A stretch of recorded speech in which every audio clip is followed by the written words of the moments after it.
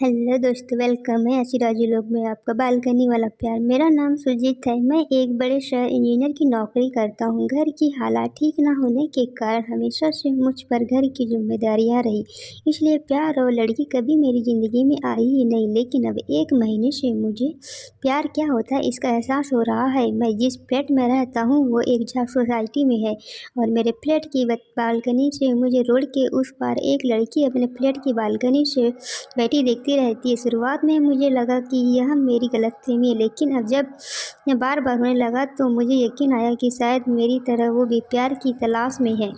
मुझे ऐसा लग रहा है मैं अपने ऑफिस से शाम 6 बजे रूम आता और आते ही सबसे पहले बालकनी में जाता।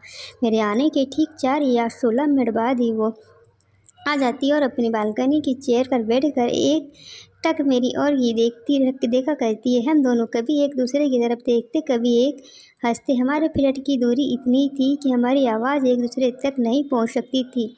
शुरुआत में मुझे लगा कि मैं पागल हूँ, लेकिन फिर धीरे धीरे मुझे यह अच्छा लगने लगा। हम दोनों करीब 2 घंटे तक ऐसे एक दूसरे की तरफ देखा करते, फिर वो अंदर चली जाती। मैंने ऑफिस से छुट्टी लेकर कोशिश करी कि शायद दिन में कहीं वो नीचे मुझे दिखाई दे तो मैं उसके सामने जाकर उससे बात करूं, लेकिन ऐसा नहीं हुआ। दिन में वो मुझे दिखाई ही नहीं दी। हमारे मिलने की जगह थी बस वो बालकनी और हमारा एक दूसरे को लगातार देखने रहना। मेरे रूम में मेरा एक पार्टनर भी रहता था। मैंने कोशिश की थी कि उसे ना बताऊं, लेकिन उसे धीरे धीरे पता चल ही गया। अब वो मुझे तरह तरह की राय देता रहता है। वो मुझे कहता है कि लड़की को एहसास तो करा कि तू उसे बात आगे बढ़ाना चाहता है। इस तरह दोनों कब तक बालकनी में एक दूसरे को देखा करोगे।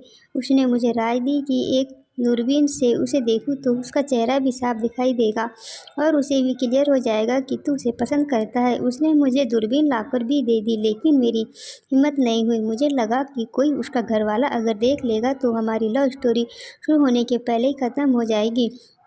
सिलसिला यूं ही चलता रहा। मैं बालकनी में उसे देख कर ही खुश था, लेकिन अब मैं भी चाहता था कि बात कुछ आगे बढ़े। फिर मेरे दोस्त ने एक आइडिया दिया। तो वो एक सेल कंपनी में काम करता था जो वाटर प्यूरीफायर बनाती थी। उसने कहा कि हम दोनों उस बिल्डिंग में सेल्स के लिए जाएंगे। मेरा मन अभी भी विचलित था। मेरे मन में सवाल थे कि कहीं उससे मिलकर मुझे जो खुशी मिल रही है वो ख़त्म ना हो जाए।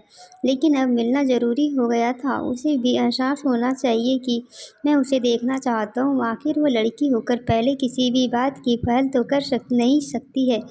आखिर मैंने अपनी दोस्त की बात मान ली और हम दोनों उसके बिल्डिंग में जा पहुँचे। उसके फ्लैट के सामने जाकर मेरे पेट में जैसे कई तितलियां उड़ने लगी। सोच रहा था कि कहीं हमें देखते ही उसके घर में से कोई न कहकर वो दरवाज़ा बंद ना कर दे। जी तो चाह कर रहा था कि वो दरवाज़ा खोले। दरवाज़ा की बेल बजे। दरवाज़ा कोई अंकल ने खोला था।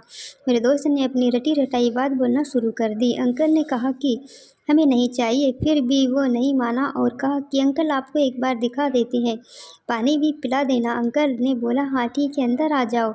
अंदर हाल में गए। सोचा था कि उनके घर जाते ही वो दिखाई देगी, लेकिन ऐसा नहीं हुआ। बेडरूम के दरवाजे बंद थे। हम लोग अंकल को डेमो देने लगे।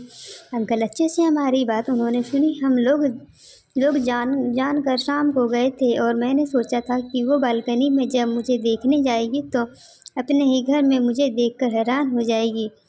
अब समय हो गया था और एक बेडरूम का दरवाज़ा खुला। सामने वो उसे देखकर मेरी तो धड़कनें रुक गई। बहुत सुंदर लग रही थी। उसकी नज़रें मेरे ऊपर ही थी।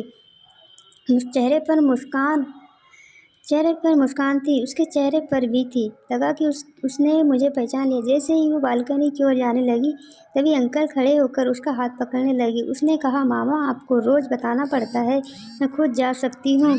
मैं हैरान और उसे ही देखता रहा।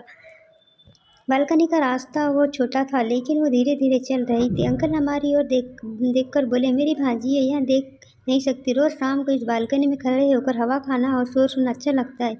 जिद्दी है, हाथ नहीं पकड़ने देती। कहती है आप अंधे हैं क्या जो मेरे हाथ पकड़ रहे हैं। उसी की ओर देख रहा था। बालकनी में वैसे ही बैठी थी जैसे उस सब देख रही थी। वैसे ही मुस्कुराते हुए वहाँ से आ गए। लेकिन हम दोनों को ही यह सुनकर बहुत बुरा लगा। मुझे लगा जिससे प्यार कर बैठा उसने तो मुझे देखा ही नहीं। फिर मैंने सोचा क्या फ़र्क पड़ता है, मैं अब भी रोज़ बालकनी में बैठता हूँ और उसकी तरफ तरह एकटक देखता रहता हूँ। मुझे बस यही चाहिए था, इससे आगे मैं सोच ही नहीं रहा था। दोस्तों, इस कहानी से हमें सीख मिलती है, हमें कभी भी गलत नहीं सोचना चाहिए, हमेशा अच्छी सोच रखना चाहिए। धन्यवाद दोस्तों कहानी सुनने के लिए। कमेंट में ज़रूर बताएं कहानी कैसी लगी। धन्यवाद।